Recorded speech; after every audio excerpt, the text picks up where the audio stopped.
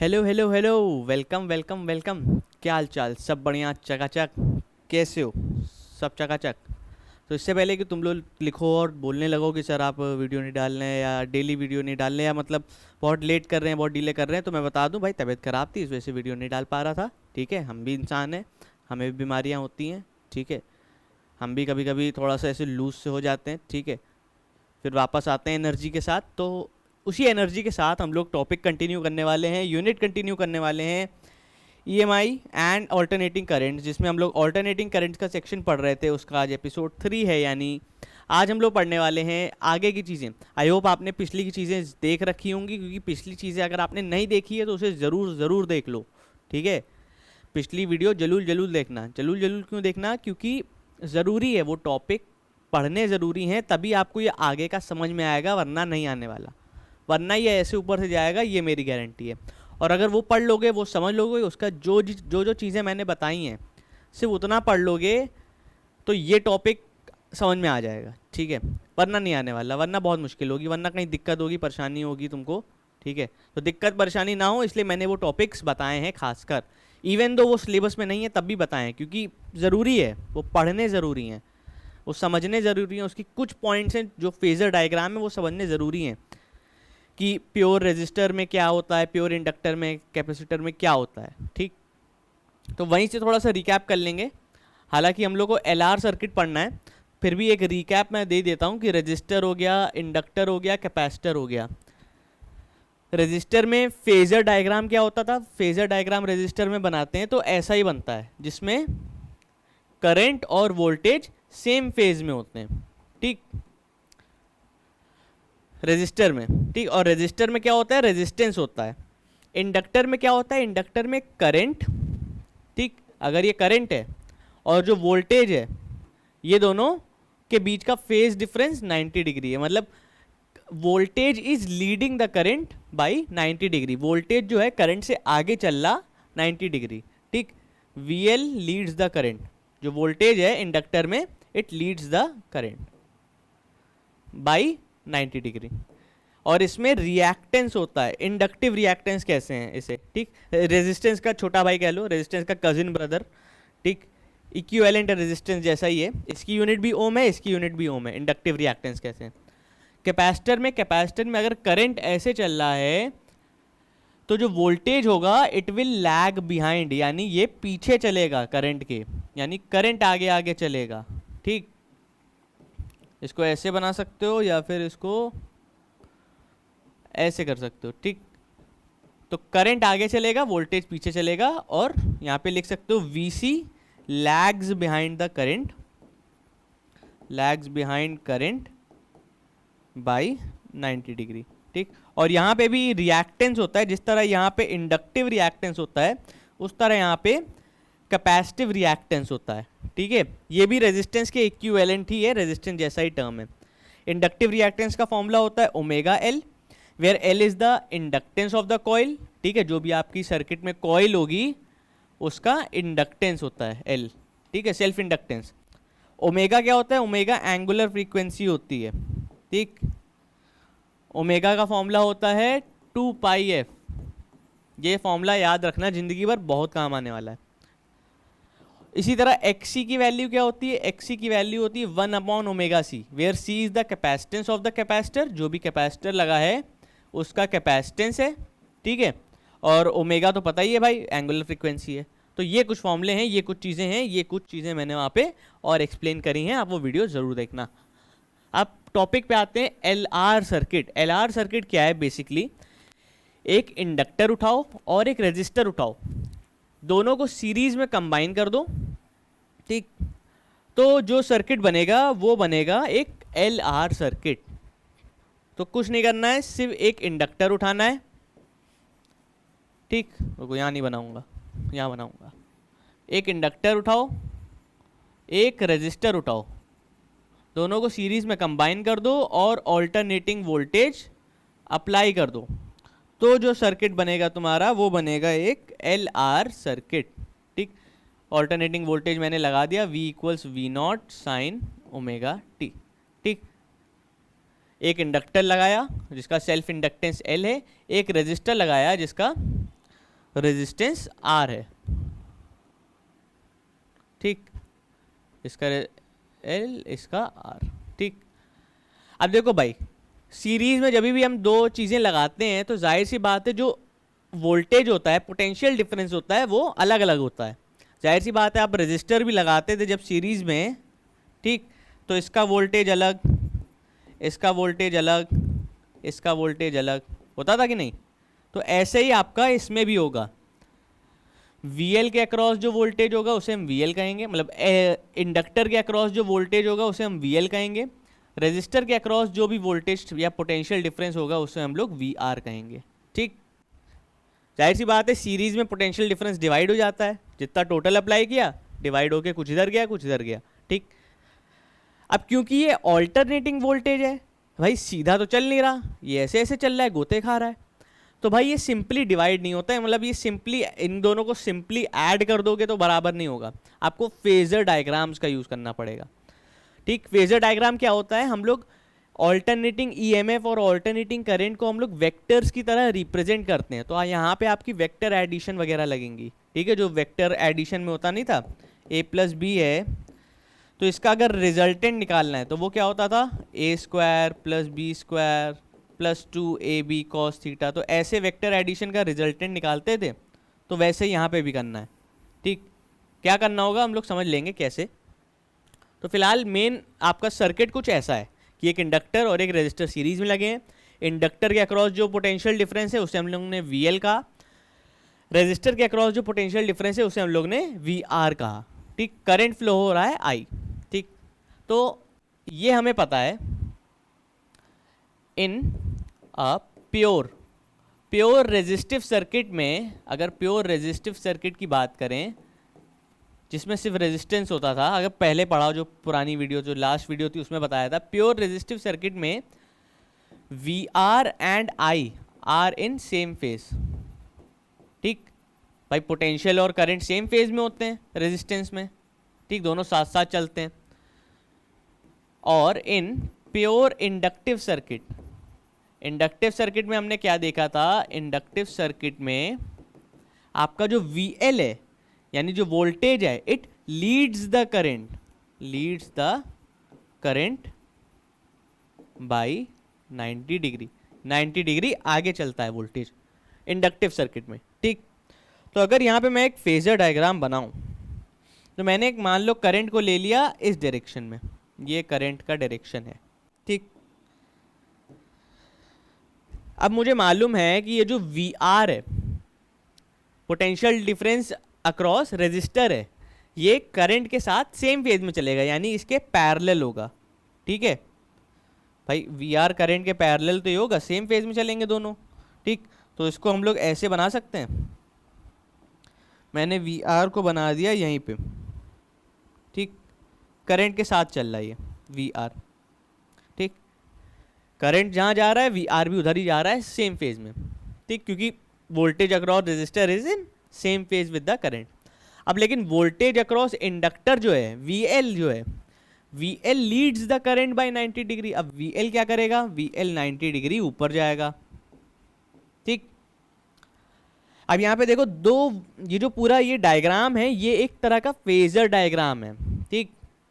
अब देखो ये जो VL और VR है, ये इनको अगर हम एज अ वेक्टर रिप्रेजेंट कर रहे हैं, ठीक, तो भाई जाहिर सी बात है VL is perpendicular to VR, जाहिर सी बात है VL और VR परपेंडिकुलर है 90 डिग्री, ठीक। तो अब देखो, अब अगर यहाँ पे एक वेक्टर रूल ऑफ एडिशन लगाओ, मतलब भाई एक वेक्टर जा रहा है इधर, एक वेक्टर जा रहा है इधर, इनका रिजल्टेंट जाहिर सी बात है कुछ इस डायरेक्शन में होगा V, भाई इसका वोल्टेज और ये वोल्टेज, इन दोनों का कंबाइंड इफेक्ट जो होगा, जो रिजल्टेंट होगा वो इस डायरेक्शन में होगा, फेजर डायग्राम के थ्रू अगर हम बनाए तो, ठीक।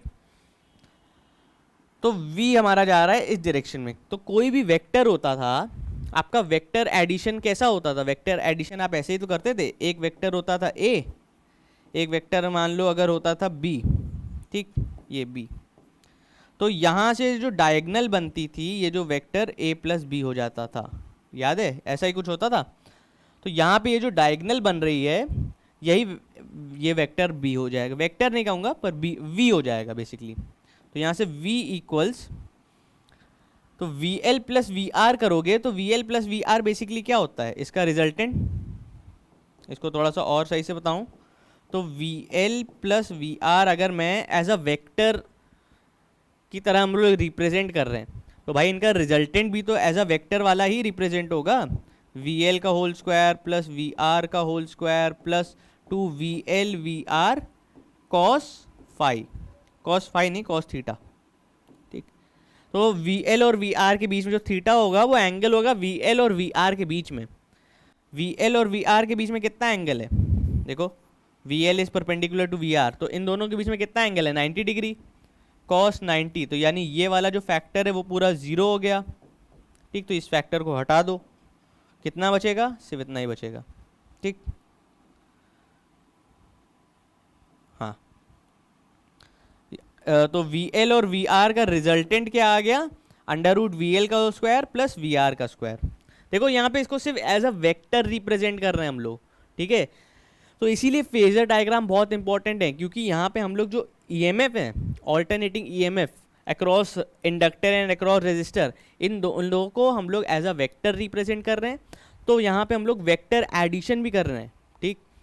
तो ऐसा ही नहीं है कि सिर्फ वेक्टर की तरह रिप्रेजेंट कर रहे हैं, वेक्टर के जितने भी आपके कॉन्सेप्ट्स लग रहे हैं, वेक्टर एडिशन वगैरह जो भी है, जो रिजल्टेंट निकालते थे वेक्टर में, वो सब कॉन्सेप्ट लग रहा है। तो अगर हम इन दोनों का रिजल्टेंट निकालें वो आएगा इस डायरेक्शन में, ठीक। तो हमने रिजल्टेंट निकाला वो आया ये, मैग्नीट्यूड आ गया ये, तो उसको हम लोग लिख सकते हैं v। तो v equals under root V L square plus V R square, ठीक। ये लिख सकते हो, बिल्कुल लिख सकते हो, ठीक है भाई, यहाँ तक लिख लिया। अब देखो इसको हटा दो, इन सब का कोई यूज़ नहीं, ठीक है, इसका जितना यूज़ होना था हो गया। हम लोग ने क्या देखा, v equals under root V L square plus V R square. नहीं तो सिंपल पाइथागोरस थ्योरम से भी कर सकते हो, पाइथागोरस थ्योरम लगा दो यहाँ पे। ये एक पूरा डायगोनल बना रहा होगा, तो ये डायगोनल यानी इतना पार्ट आपका वी एल होगा, ठीक। ये कोई एंगल है फाई, ये एंगल 90 डिग्री है, तो भाई पाइथागोरस थ्योरम लगा दो। परपेंडिकुलर स्क्वायर प्लस बेस का स्क्वायर इक्वल्स हाइपोटेन्यूज का स्क्वायर, ठीक। तो वही आ जाएगा आपका V square equals V L square plus V R square. Pythagoras theorem लगा के भी करना चाहो तो कर सकते हो, तो फिर ये ऐसे अंडर रूट आ जाएगा, यहाँ से ये स्क्वायर हट जाएगा, ठीक। तो ऐसे करना चाहो ऐसे कर लो, वैसे करना चाहो वैसे कर लो, जो भी इस तरीके से तुमको समझ में आए, ठीक। देखो अब ये आ गया। अब एक कॉन्सेप्ट देखो, एक चीज़ छोटी सी चीज़ होती थी, हम लोगों ने ये फॉर्मूला पढ़ा है v इक्वल्स आई आर, बिल्कुल पढ़ा है, करंट इलेक्ट्रिसिटी में मन लगा के पढ़ा था, ठीक। तो v इक्वल्स आई आर, आई क्या होता है करंट, आर क्या होता है रेजिस्टेंस। अब अगर रेजिस्टर लगा है तो we can write it as V R equals I R, ठीक है। वी आर क्या है, potential difference across resistor, I क्या है जो भी करंट फ्लो हो रही है, आर क्या है रेजिस्टेंस, ठीक है। रेजिस्टर के अक्रॉस तो अपने को मिल गया वी आर की वैल्यू आई इंटू आर, तो इसको हम लोग यहाँ रख देंगे वी आर की वैल्यू में, ठीक।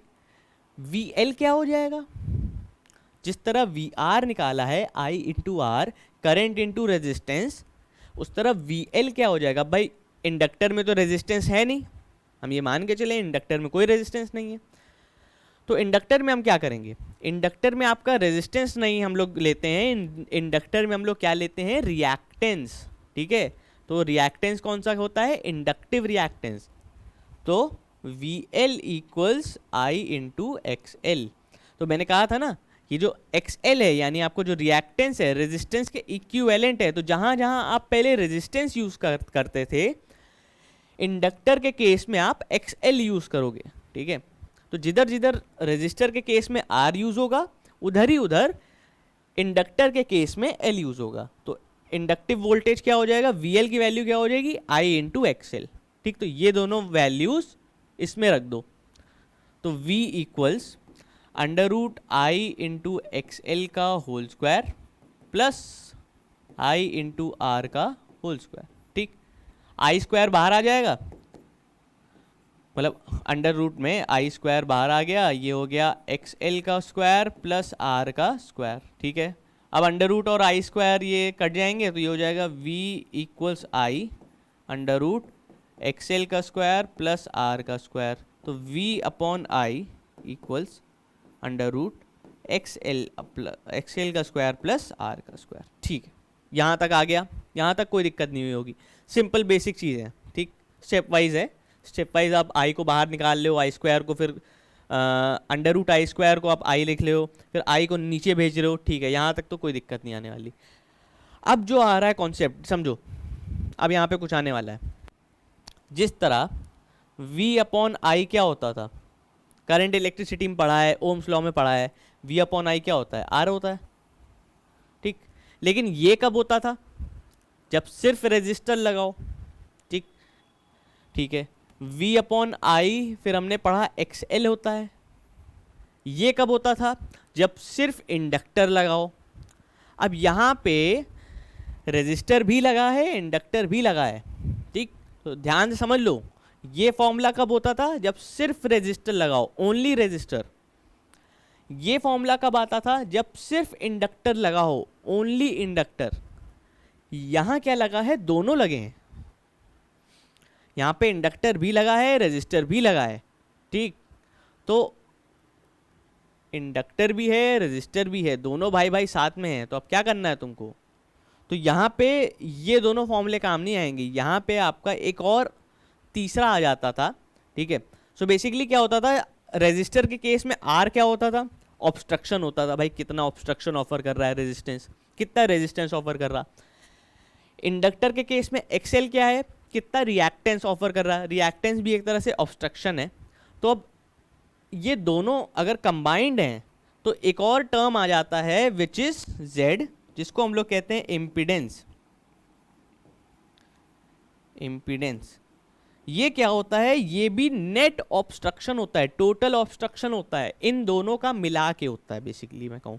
ठीक है, तो इन दोनों का जो भी ऑब्स्ट्रक्शन है उनको अगर मिला देंगे, उनका पूरा एक नेट कंबाइंड हम बनाएंगे तो टोटल ऑब्स्ट्रक्शन होता है, उसे हम लोग इम्पीडेंस कहते हैं। ठीक है, तो जब भी आपके ऐसे कॉम्बिनेशन वाले सर्किट्स होते हैं जिसमें इंडक्टर भी लगा है, रेजिस्टर भी लगा है, कैपेसिटर भी लगा है, ऐसी अलग अलग चीज़ें लगी हुई हैं, तो उसमें सिर्फ रेजिस्टेंस नहीं गिनते हम लोग, उसमें हम लोग पूरा गिनते हैं, वो होता है इम्पीडेंस गिनते हैं। ठीक है, तो उसमें सिर्फ रेजिस्टेंस नहीं होता, इम्पीडेंस। इम्पीडेंस यानी टोटल ऑब्स्ट्रक्शन आपका गिन रहा है, जो इंडक्टर के थ्रू हो रहा है, जो रेजिस्टर के थ्रू हो रहा है, सबके थ्रू जो हो रहा है वो गिन रहा है। ठीक, तो ये हो गया इम्पीडेंस। तो यहाँ पे v अपॉन आई आप लिखोगे Z के बराबर, क्योंकि यहाँ पे ना ही सिर्फ रेजिस्टर है ना ही सिर्फ इंडक्टर है, यहाँ पे उनका कॉम्बिनेशन है, दोनों हैं। ठीक है, तो v upon I equals Z, तो इसको लिख लोगे, v अपॉन आई को लिख लो Z के बराबर। तो Z इक्वल्स आ गया अंडर रूट XL का स्क्वायर प्लस R का square. XL is the inductive reactance, R is the resistance. ठीक है, ओके, तो ये फॉर्मूला आ गया of impedance and this is जरूरी वाला फॉर्मूला। ठीक है, याद कर लो, इसको समझ लो। ठीक, अब एक चीज़ और है, एक चीज़ और क्या है देखना, ये हो गया XL का हम लोग क्या लिखते थे, XL को हम लोग लिखते हैं ओमेगा L। ठीक, तो यहाँ पे XL की जगह पे ओमेगा L लिख सकते हो। Z equals under root XL की जगह पे omega square L square plus R square. तो ये फॉर्मूला भी लिख सकते हो, ये भी सही है। बस XL की जगह पे ओमेगा L डाल दिया है तो बाकी ये फॉर्मूला बन गया, कोई इतनी अलग सी बात नहीं है, ये भी सही है। अब देखो यहाँ पे इस फिगर को थोड़ा गौर से देखना, अगर गौर से नहीं देख पा रहे हो तो यहाँ पे मैं एक बार फिर से बनाता हूँ इस फिगर को। ठीक, ये फिगर कुछ ऐसे बना है। ठीक, इसमें मैं करंट को नहीं बना रहा हूँ, इसमें सिर्फ वोल्टेज बना रहा हूँ। VR है, VR के परपेंडिकुलर है VL। ठीक, इनके बीच का एंगल है 90 डिग्री, हालांकि उससे हमको मतलब नहीं है। एक हमारा इन दोनों का रिजल्टेंट जो आ रहा है वो आ रहा है इधर। ठीक, इनका रिजल्टेंट जो आ रहा है वो आ रहा है कुछ इस तरह से। ठीक, जिसे हमने नाम दिया है V। यहाँ से अगर आप एक बना दोगे परपेंडिकुलर तो इतनी वैल्यू किसके बराबर हो जाएगी भाई, VL के बराबर ही तो हो जाएगी, इतनी वैल्यू VL के बराबर ही हो जाएगी भाई। ठीक है, और इतनी वैल्यू किसके बराबर है, VR के बराबर है। ठीक, ये जो फाई है ये बेसिकली क्या है, आपका जो वोल्टेज अप्लाई किया है आपने V, और जो आपका करंट चल रहा है I, जो आपका करंट चल रहा है I और जो वोल्टेज आपने अप्लाई किया है V, उनके बीच का एंगल है ये। ठीक है, गौर से देखो, करंट चल रहा है इधर, वोल्टेज चल रहा है इधर, इन दोनों के बीच का एंगल क्या ले रहे हैं हम लोग, फाई ले रहे हैं। ठीक, तो ये फाई क्या है, एंगल बिटवीन नेट वोल्टेज, जो भी आपका वोल्टेज है, ठीक, और जो करंट है। तो basically phi is the phase difference, कि एक कॉम्बिनेशन वाले सर्किट में फेज डिफरेंस कितना होगा। अलग अलग में तो पता है, रेजिस्टेंस में सेम होता है, इंडक्टर में लीड करता है 90 डिग्री से, पर अगर इन दोनों को कंबाइन कर दें, एक ऐसा कॉम्बिनेशन वाला सर्किट बनाएं, तो उसमें फेज डिफरेंस क्या होगा, उसमें फेज डिफरेंस फाई होता है। ठीक, तो यहाँ पे देखो एक राइट एंगल ट्राइंगल बन रहा है ऐसा सा, ठीक, जिसमें ये एंगल फाई है, ये एंगल 90 डिग्री है। ठीक, ये साइड कितनी है, VL है, ये साइड कितनी है, VR है। ठीक, तो यहाँ से निकालो tan फाई, निकाल के देखो, tan फाई निकालोगे तो tan फाई कहाँ निकालते हैं, tan फाई निकालते हैं हम लोग, ओके। तो ये फॉर्मूले तो पता ही है, ये हटा दो, ये हटा दिया हमने, ये फॉर्मूले लिखे रखे रह रहा हूँ। ठीक,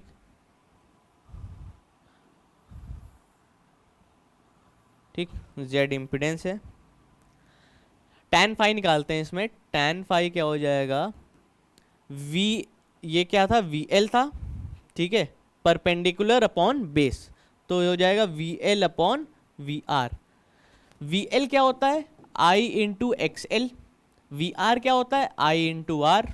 ठीक, तो I से I कैंसिल, tan फाई किसके बराबर आ गया, tan फाई आ गया XL अपॉन R। तो ये फॉर्मूला है ज़रूरी, tan phi equals XL upon R। इसको ऐसे भी लिख सकते हो, ओमेगा L अपॉन R, ये भी लिख सकते हो, ये भी सही है।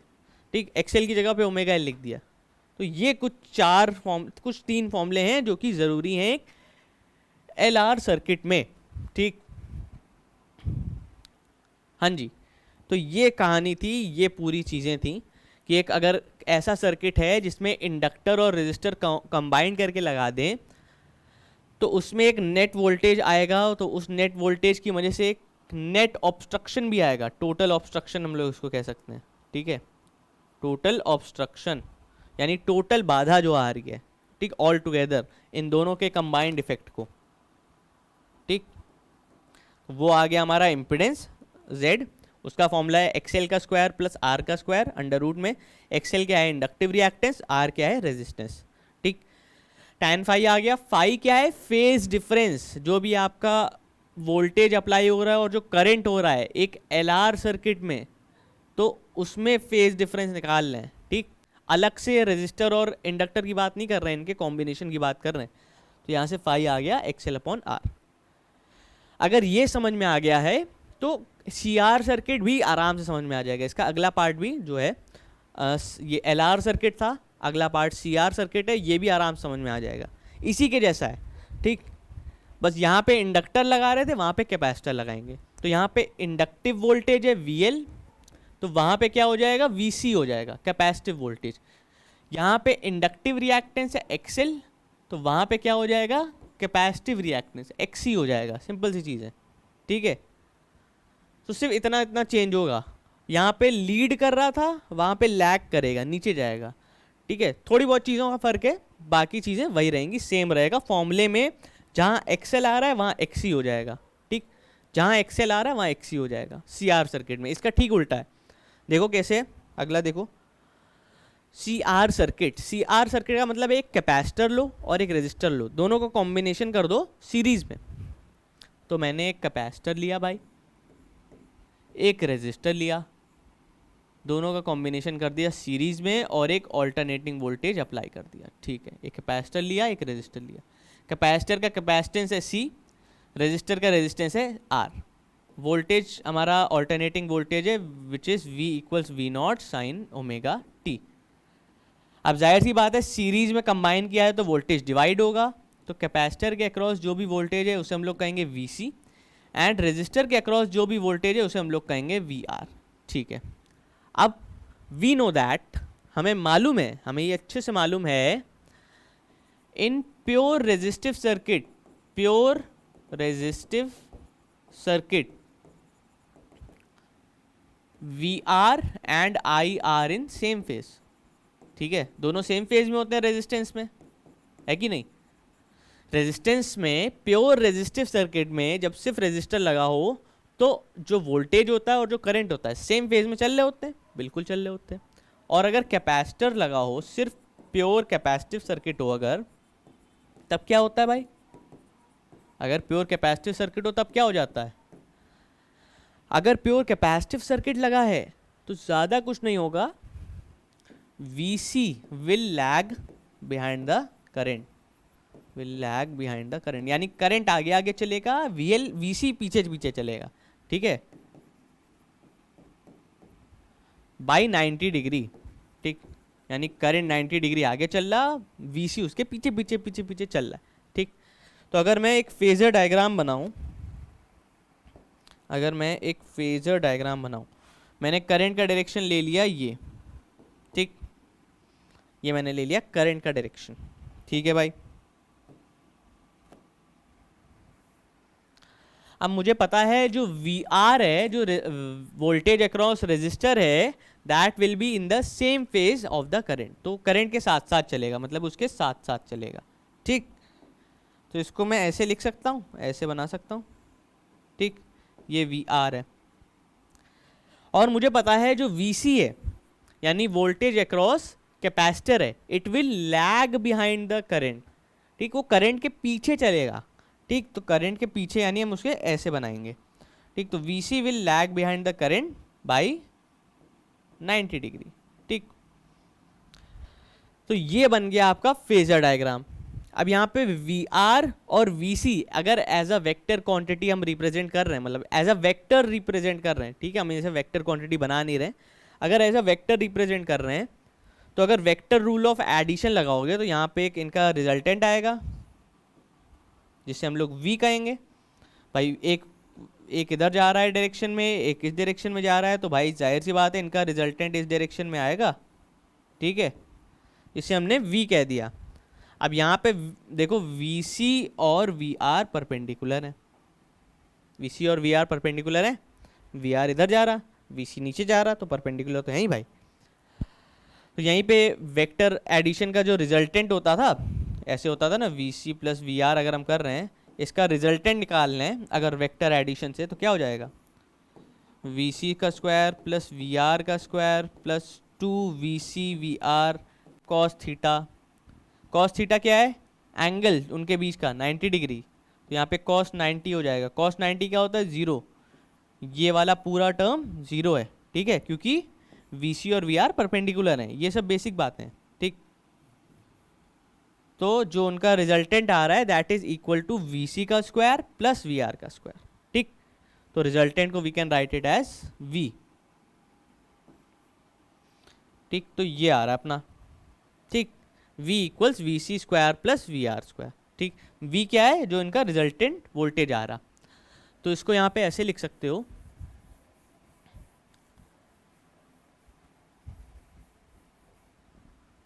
V equals under root VC का स्क्वायर प्लस VR का स्क्वायर, ठीक।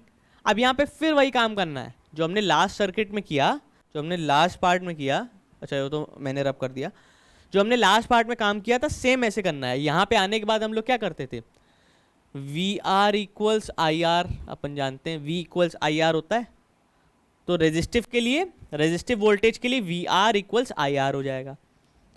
कैपेसिटिव वोल्टेज के लिए क्या होता है, I इंटू, अब रेजिस्टेंस तो होगा नहीं, तो क्या होगा, inductive sorry capacitive reactance XC, मैंने कहा था ना ये भी इसका कजिन ब्रदर है, रेजिस्टेंस का कजिन ब्रदर है, रेजिस्टेंस की चाचे का लड़का है, ठीक, वो मौसी का लड़का था, ये चाचे का लड़का है, ठीक, दोनों कजिन ब्रदर्स हैं। तो VC equals I into XC हो जाएगा। तो मतलब बेसिकली ये आपके इक्विवेलेंट टर्म्स हैं, voltage equals I into some constant, ठीक है, कॉन्स्टेंट आपका रेजिस्टेंस है, ठीक, एक ऑब्स्ट्रक्शन है। यहाँ पे VC equals I into some constant, ये आपका ऑब्स्ट्रक्शन है, VC भी कैपेसिटिव रिएक्टेंस रेजिस्टेंस के इक्विवेलेंट होता है, यूनिट भी सेम होती है दोनों की, ठीक। तो यहाँ पे ये दोनों वैल्यूज इस फॉर्मूले में रख दो, तो ये हो जाएगा आई इंटू एक्स सी का whole square plus I into R का होल स्क्वायर। आई स्क्वायर बाहर ले जाओगे तो अंडर रूट आई स्क्वायर अगर बाहर ले गए तो फिर वो आई बन जाएगा, तो ये हो जाएगा डायरेक्ट आई अंडर रूट एक्स सी का होल स्क्वायर प्लस आर का होल स्क्वायर। ठीक, तो v अपॉन आई कर दो, अंडर रूट एक्स सी का स्क्वायर प्लस आर का स्क्वायर। अब भाई वही बात आ गई जो लास्ट सर्किट में मैंने बताई थी, जो मैंने एलआर सर्किट में बताया था, सेम वही चीज़ है। अब जिसको अभी तक याद है वो चीज़ रिटेन्ड है माइंड में, बहुत अच्छी बात है। अगर रिटेन नहीं है, बाई चांस भूल गए हो कि अब क्या करना है, ठीक, ऐसा होता है, भूल जाते हैं, ऐसे तुरंत दिमाग में नहीं आता, भूल सकते हैं, कोई बड़ी बात नहीं। भूल गए हो तो एक बार फिर से बताता हूँ, ठीक है। फिर से देखो, पीछे जाओ। हम क्या कर रहे थे, हमने देखा था v अपॉन आई किसके बराबर होता है, z के बराबर। z क्या होता है, इम्पिडेंस। क्योंकि अगर हम लोग अलग अलग रेजिस्टर और अलग अलग कैपेसिटर की बात कर रहे हैं तो ये फॉर्मूला सही है, v upon I equals R या v upon I equals X C. अगर अलग से रेजिस्टेंस की बात कर रहे हो या अलग से हम कैपेसिटेंस की बात कर रहे हैं तो ये फॉर्मूले सही हैं। पर यहाँ पे क्या है, दोनों का कॉम्बिनेशन है, तो कॉम्बिनेशन में इन दोनों का भी कॉम्बिनेशन आ जाएगा। मतलब कॉम्बिनेशन में क्या है, टोटल ऑब्स्ट्रक्शन आ जाएगा। यहाँ पे सिर्फ रेजिस्टेंस या रिएक्टेंस हो सकता था अगर अलग अलग बात करते तो, पर अगर कंबाइन कर दे रहे हैं अब इनको तो टोटल ऑब्स्ट्रक्शन की बात होगी, which is v upon I equals Z. Z क्या होता है, इम्पिडेंस। तो यहाँ पे z equals under root X C का होल स्क्वायर प्लस आर का होल स्क्वायर। एक्स सी क्या है, अपना कैपेसिटिव रिएक्टेंस। आपने ये फॉर्मूला जरूर पढ़ा होगा, x C equals 1 upon omega सी। ये मैंने स्टार्टिंग में भी बताया था। ओमेगा होती है एंगुलर फ्रीक्वेंसी, सी है आपका कैपेसिटेंस। तो इस फॉर्मूले को इधर सब्स्टिट्यूट कर सकते हो। ये फॉर्मूला है बिल्कुल अच्छा, बिल्कुल सही। इसको चाहो तो ऐसे लिखना चाहो, एक्स सी को हमने लिख दिया 1 अपॉन ओमेगा सी, तो ये ओमेगा स्क्वायर सी स्क्वायर हो गया प्लस आर का होल स्क्वायर। तो ये फॉर्मूला भी सही है, ये फॉर्मूला भी सही है, ठीक, दोनों फॉर्मूले हैं बिल्कुल सही, ठीक। तो ये दोनों फॉर्मूले हैं बहुत इंपॉर्टेंट। अब यहाँ पे फिर वही काम करना है, tan फाई निकालना है। tan फाई कैसे निकालोगे, जैसे पिछले में निकाला था, एक ऐसे ट्रायंगल बनाते हैं हम लोग, इसी चीज़ को यूज़ करके हम लोग एक और बनाते हैं, फिर से इसको और क्लियर बनाया मैंने, यही चीज़ का यूज़ किया बेसिकली। तो यहाँ पे भी इसका यूज़ करोगे, यहाँ बनाता हूँ फिर से, ठीक है। tan फाई निकालते हैं हम लोग। tan फाई क्या होगा,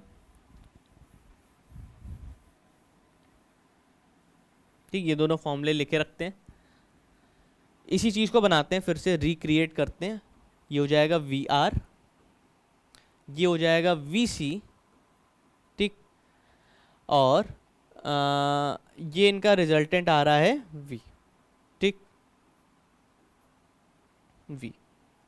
अब अगर मैं यहाँ से परपेंडिकुलर ड्रॉप करूँ ये, ठीक, और यहाँ से अगर मैं देखूँ तो इतना पार्ट क्या हो जाएगा, ये जो पार्ट है किसके बराबर है, vc के बराबर है, तो ये पार्ट vc हो जाएगा और ये पार्ट तो vr है ही, ठीक। तो ये पार्ट हो गया vr, ये पार्ट हो गया vc। और ये जो एंगल है फाई, क्यों, क्योंकि ये देखो, ये करंट का डायरेक्शन और ये वोल्टेज का डायरेक्शन। तो करंट का डायरेक्शन ये है, वोल्टेज का डायरेक्शन ये है, इनके बीच का जो एंगल बन रहा है उसे मैंने फाई कहा है, ठीक। तो फाई बेसिकली आपका फेज डिफरेंस है, जो टोटल वोल्टेज आ रहा है और जो करंट आ रहा है, इस कॉम्बिनेशन में जो टोटल वोल्टेज और करंट है उनके बीच का जो एंगल का डिफरेंस है, ठीक, फेज डिफरेंस, वही आपका फाई है, ठीक। ओके, तो आगे देखो, तो आपका फाई हो गया फेज डिफरेंस, ठीक।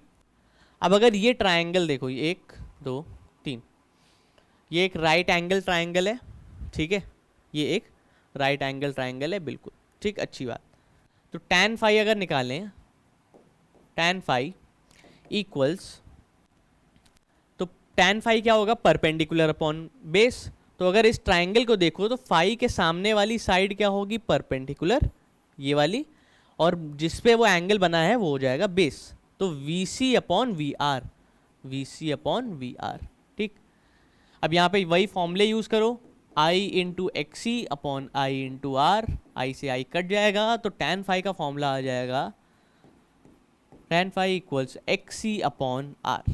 ठीक, तो ये फॉर्मूला आ गया for calculating the tan phi. tan phi basically हमारा क्या होता है, हम फेज डिफरेंस जब हमें निकालने को बोला जाए क्वेश्चन में तो हम tan फाई निकालते हैं, हम फाई निकालते हैं बेसिकली तब। ठीक, यहाँ पे फाई आ गया एक्स सी अपॉन आर। ठीक है, बहुत बढ़िया। एक्स सी को आप फिर से फर्दर इसके बराबर लिख सकते हो, X C equals 1 upon omega L omega C. ठीक है, X C equals 1 upon omega C, तो इसको ऐसे लिख सकते हो 1 अपॉन ओमेगा सी, बाकी आर मल्टीप्लाई हो जाएगा, तो ये भी आपका tan फाई के बराबर ही है। ठीक, ऐसे भी लिख सकते हो, वैसे भी लिख सकते हो, जैसे लिखना चाहो वैसे लिख सकते हो। ठीक, पर एक्चुअल में वो कुछ मीन करना चाहिए, कुछ उल्टा सीधा भी नहीं होना चाहिए।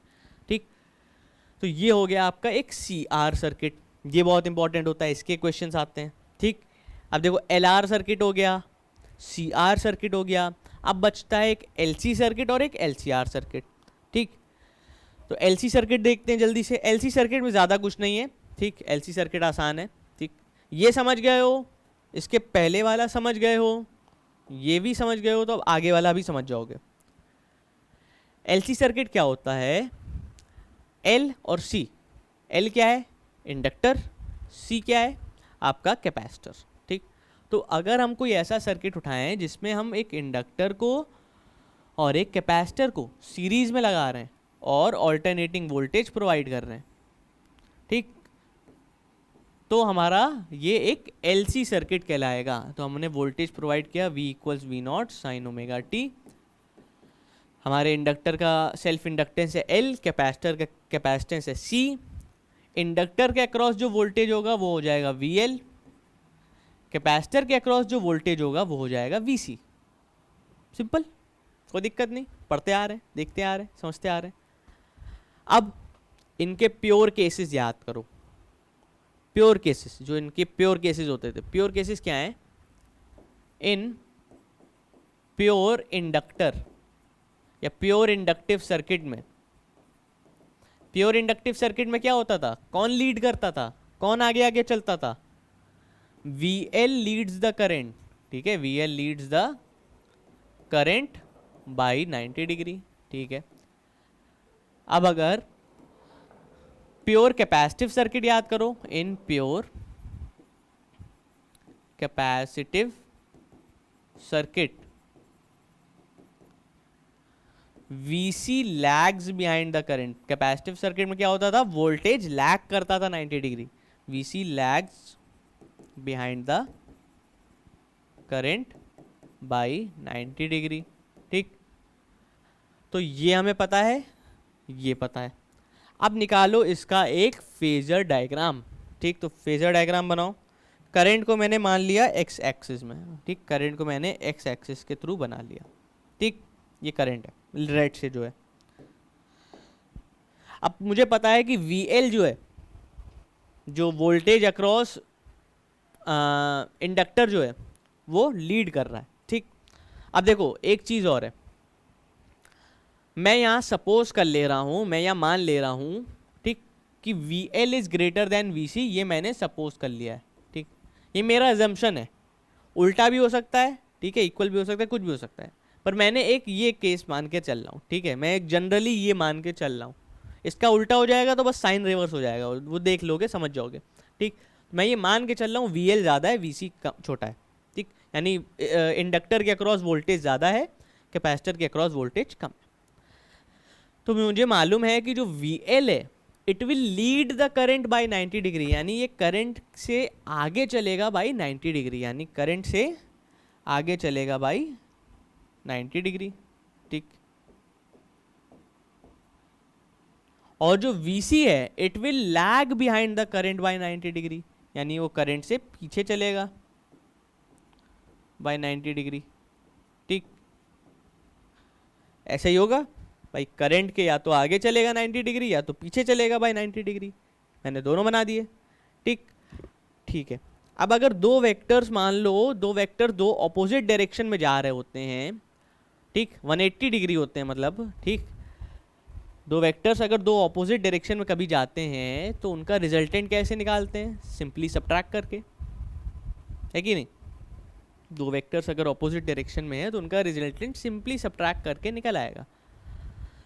और हम लोग ऐसा भी तो कहते हैं कि जो वेक्टर ज़्यादा है, जिसका मैग्नीट्यूड ज़्यादा है, तो उसी के डायरेक्शन में रिजल्टेंट वेक्टर भी जाएगा। भाई इसका सबसे बेसिक एग्जांपल है, ये पेन है, ठीक। इस पेन को एक बंदा इस तरफ से खींच रहा है, एक बंदा उस तरफ से खींच रहा है, तो देखो दोनों फोर्सेस किस तरफ लग रहे हैं? ऑपोजिट डायरेक्शन में, ठीक। अब मान लो इस साइड वाले ने ज़्यादा फोर्स लगा लिया, इस साइड वाले ने उतना फोर्स नहीं लगाया, तो जाहिर सी बात है रिजल्टेंट फोर्स किस डायरेक्शन में आएगा? इस डायरेक्शन में।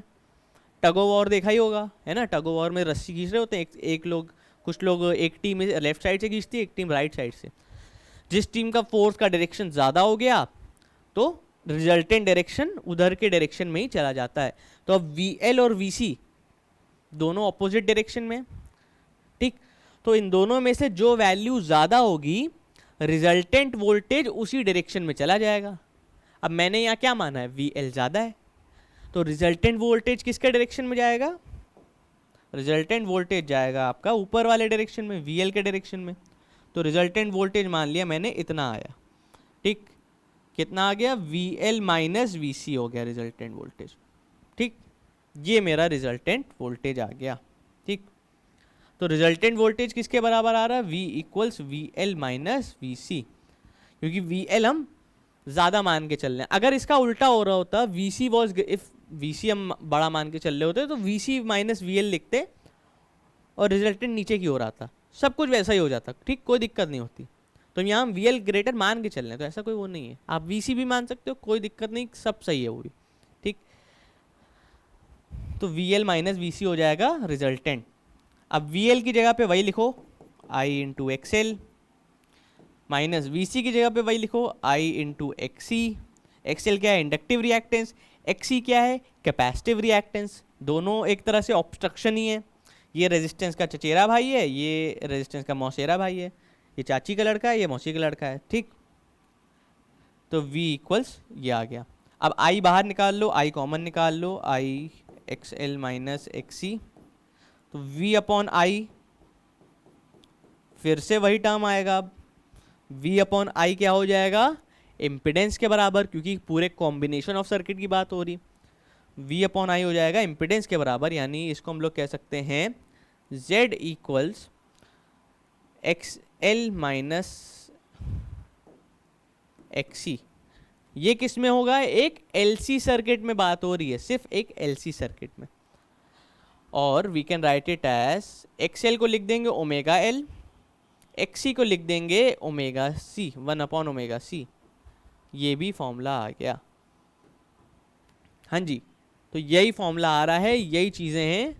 एक आपका सबसे पहले हमने देखा था एक LR सर्किट था, ठीक, जिसमें इम्पिडेंस का फॉर्मूला ये आ रहा था और ये आ रहा था, XL अंडर रूट XL का स्क्वायर प्लस R का स्क्वायर, tan फाई आ रहा था XL अपॉन R। फिर हमने CR सर्किट देखा, जिसमें इम्पिडेंस का फॉर्मूला आ रहा था अंडर रूट XC का स्क्वायर प्लस R का स्क्वायर, और tan फाई का फॉर्मूला आ रहा था XC अपॉन R, ठीक। एक सेकेंड,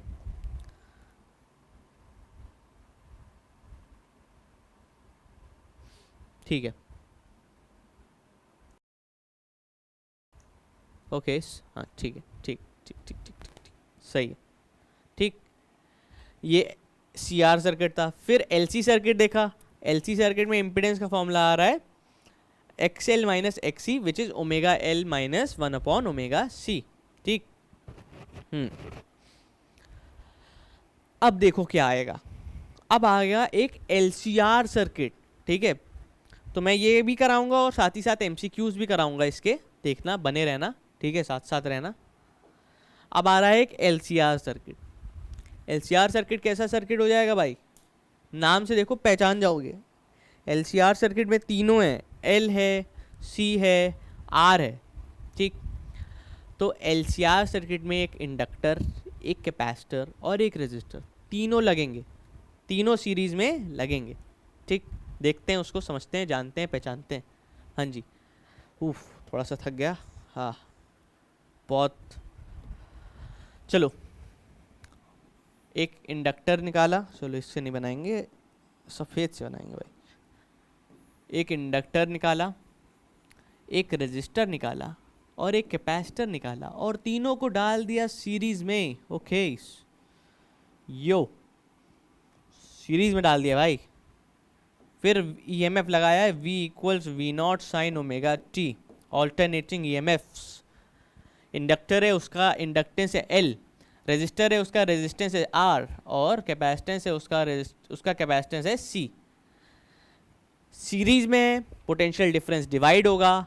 इंडक्टर के अक्रॉस जो पोटेंशियल डिफरेंस है वो है VL, रेजिस्टर के अक्रॉस जो पोटेंशियल डिफरेंस है वो है VR, कैपेसिटर के अक्रॉस जो पोटेंशियल डिफरेंस है वो है VC। तीनों के अक्रॉस पोटेंशियल डिफरेंस हमने निकाल दिया। बहुत बढ़िया, क्या बात, ठीक, बहुत अच्छी बात है। अब देखो क्या है, अब क्या करना है, अब क्या करना है, भवन करना है, सो जाना है, खाना है, पीना है, सो जाना है, बंद करो, सो जाओ, जाओ। देखो अब क्या करना है तुमको, VL VR VC सब वही काम करना है। तुम्हें बनाना है अब फेजर डायग्राम। उससे पहले फिर से लिख देता हूँ जो अब तक लिखता आ रहा हूँ। प्योर रेजिस्टिव के केस में क्या होता है, ये बार बार इसलिए लिख रहा हूँ, बार बार एनर्जी इसमें वेस्ट कर रहा हूँ ताकि तुमको याद रहे, दिमाग में रहे, ताकि तुम भूलो नहीं। प्योर रेजिस्टिव सर्किट में क्या होता है, VR and I in same phase, दोनों सेम फेज में होंगे, ठीक। प्योर कैपेसिटिव सर्किट में क्या होगा,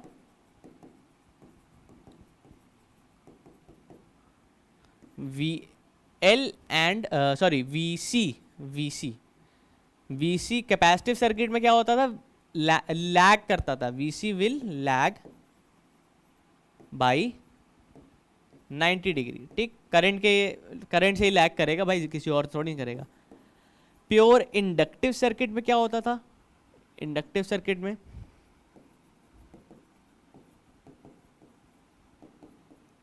VL will lead the current, VL will lead the current, ठीक। ओके, ये मच्छर का आ रहा है, हट, बाई 90 डिग्री, ठीक है। तो ये तीन चीज़ें थी। रेजिस्टर में सेम फेज में होते हैं, कैपेसिटर में वोल्टेज लैग करता है यानी करंट आगे भागता है, वोल्टेज पीछे चलता है। इंडक्टर में वोल्टेज लीड करता है यानी वोल्टेज आगे चलता है, करंट पीछे चलता है, ठीक। ये था। अब इसके बेसिस पे हम बनाते थे फेजर डायग्राम, तो वही काम अभी भी करना है, ठीक है। बनाओ भाई फेजर डायग्राम्स। मैंने बनाया कुछ ऐसे बना, ठीक। करंट को ले लिया ऊपर, मतलब एक्स एक्सिस के थ्रू, ओके। अब VR will be in the same phase, VR क्या है, सेम फेज में है, ठीक। VL क्या कर रहा है, लीड कर रहा है, ठीक। VC क्या कर रहा है, लैग कर रहा है, ठीक, 90 डिग्री। VL क्या है, 90 डिग्री लीड कर रहा है, VC क्या है, 90 डिग्री लैग कर रहा है, ठीक। एक चीज़ और, यहाँ पे मैं सपोज कर ले रहा हूँ VL is greater than VC, ये मैं मान के चल रहा हूँ, ठीक। आप ऑपोजिट भी मान सकते हो, जिस तरह मैंने पिछले वाले में सपोज कर लिया था, LC सर्किट में सपोज कर लिया था, उसी तरह मैं इसमें भी सपोज कर ले रहा हूँ कि VL is greater than VC, ठीक। तो ये एक फेजर डायग्राम बन गया भाई, ठीक। ये मेरा एक फेजर डायग्राम बन गया, ठीक। VR एक्स एक्सिस में है, ठीक। VL पॉजिटिव Y एक्सिस में है, VC नेगेटिव Y एक्सिस में है, ठीक। ये दो चार चीज़ें हो गई। अब देखो क्या करना है,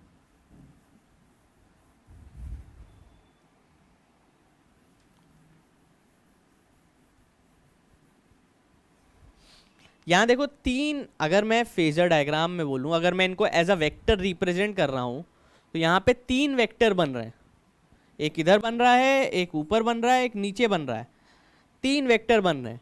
तो हम लोग इसको रिजॉल्व कैसे करेंगे, इसको हम लोग इसका रिजल्टेंट कैसे निकालेंगे, तो पहले हम दो का रिजल्टेंट निकाल लें, फिर दो का जो रिजल्टेंट आए फिर उन दोनों का रिजल्टेंट निकाल लें, बचे हुए दोनों का, ठीक। मतलब इन दोनों का जो रिजल्टेंट आए उसका ये वाले से रिजल्टेंट निकालने, तो एक हमको नेट रिजल्टेंट मिल जाएगा।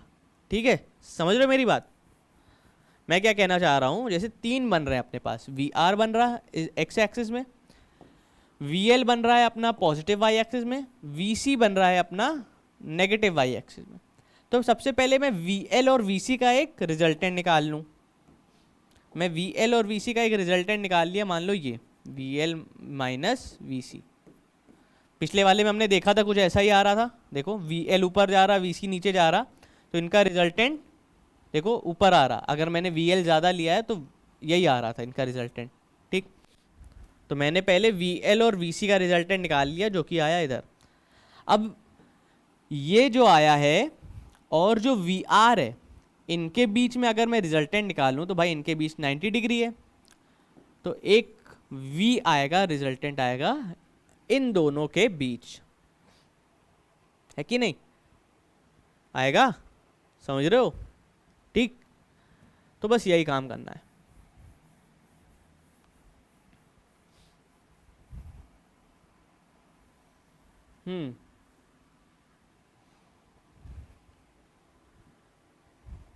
ओके, चलो, तो यही काम करना है, तो इसी को करते हैं। थोड़ा सा और क्लियरली कर देता हूँ, यहीं पे बना दे रहा हूँ। यहाँ इन दोनों का रिजल्टेंट आया, वी एल और वी सी का सबसे पहले रिजल्टेंट निकाला, जो कि आ गया V L minus V C, यहाँ लिख दिया। अब V L minus V C और वी आर का फर्दर रिजल्टेंट निकालेंगे भाई, क्योंकि 3 वेक्टर्स हैं हमारे पास। ठीक, V R, V L, V C, तीनों को रिजॉल्व करना है। तो सबसे पहले वी एल और वी सी को रिजॉल्व किया, फिर इनका जो रिजोल्यूशन आया, मतलब इनका जो आया रिजल्टेंट, उसको वी आर के साथ रिजॉल्व किया। ठीक, तो ये हमारा आ गया था। तो ऐसे निकालेंगे, रुक जाओ बता रहे हैं। हाँ, तो V L minus V C और वी आर को, तो वी एल माइनस वी सी हमारा जा रहा ऊपर की ओर, वी आर जा रहा एक्स एक्सिस में, इनका रिजल्टेंट आएगा कुछ ऐसे v। ठीक, अब भाई जाहिर सी बात है, V L minus V C is, V L minus V C is perpendicular to V R, यानी ये वाला जो पूरा वेक्टर है, जो इनका रिजल्टेंट वाला वी एल माइनस वी सी, ये पूरा परपेंडिकुलर है किसके? वी आर का। यानी अगर इनका रिजल्टेंट निकालोगे तो क्या आएगा? v इक्वल्स अंडर रूट, इसको एज अ सिंगल टर्म लो, और ये तो सिंगल टर्म है ही, इसको एज अ सिंगल टर्म लेना, V L minus V C का whole square plus V R का होल स्क्वायर। अब आगे फिर वो प्लस कॉस थीटा आएगा, थीटा की वैल्यू यहाँ पे 90 डिग्री है। ठीक, तो कॉस 90 ज़ीरो होगा, तो ये टर्म पूरा वैसे ही ज़ीरो हो जाना है। ठीक है, तो यहाँ पे ये जो टर्म है ये ज़ीरो ही है, अगला वाला। ठीक, तो जो रिजल्टेंट आ रहा है v, वो उसकी वैल्यू क्या आ रही? Under root V L minus V C का whole square plus V R का होल स्क्वायर। ठीक, तो ये रिजल्टेंट आपका कुछ ऐसा आ रहा। ठीक, ठीक है, ये आ गया। अब यहाँ पे वही काम करना है जो अभी तक हम लोग करते आ रहे हैं। क्या काम करते आ रहे हैं? यहाँ पे वी एल, वी सी और वी आर को आई इंटू एक्स एल, आई इंटू एक्स सी और आई इंटू आर के फॉर्म में लिख देने का है। ठीक है, ओके, हाँ ठीक।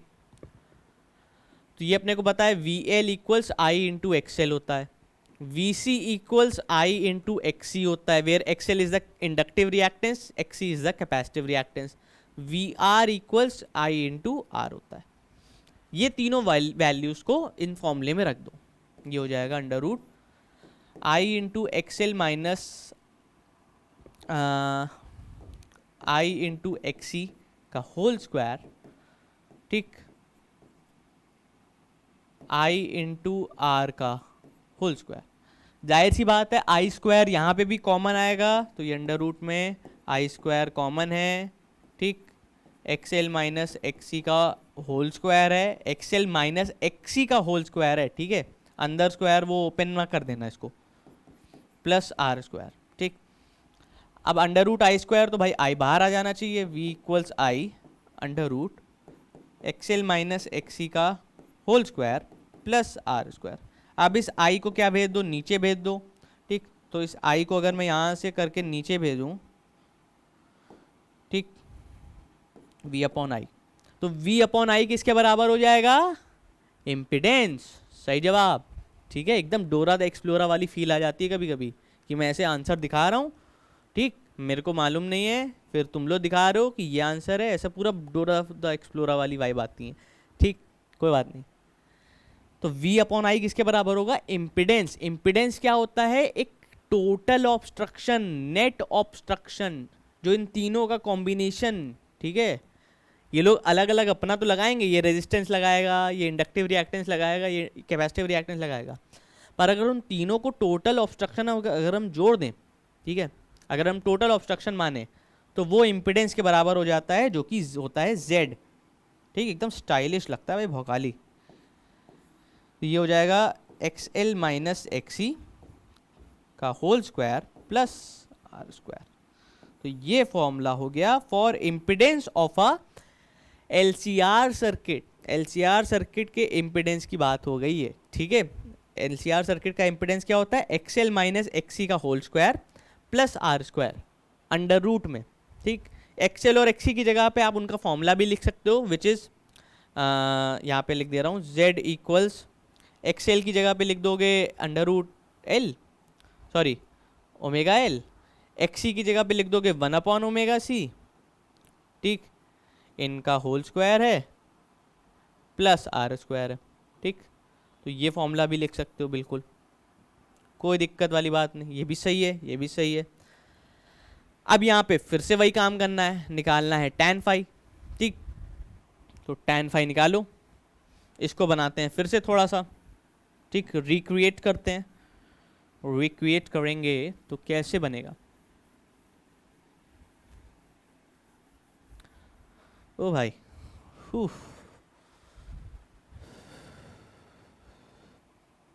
ठीक है, तो बनाते हैं इसको।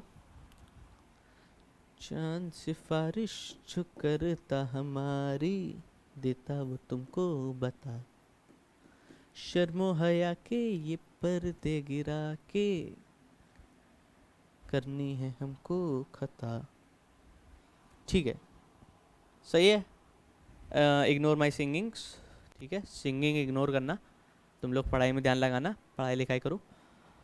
यहाँ मैंने VL अलग, VC अलग, ये सब मैंने दुनिया भर की चीज़ें नहीं बनाई। ठीक, सिर्फ VR और VL के बीच में ही बना रहा हूँ। ठीक, क्योंकि हमारा ऑलमोस्ट काम उनमें ही है। VL और VC का रिजल्टेंट तो ये आ ही गया है।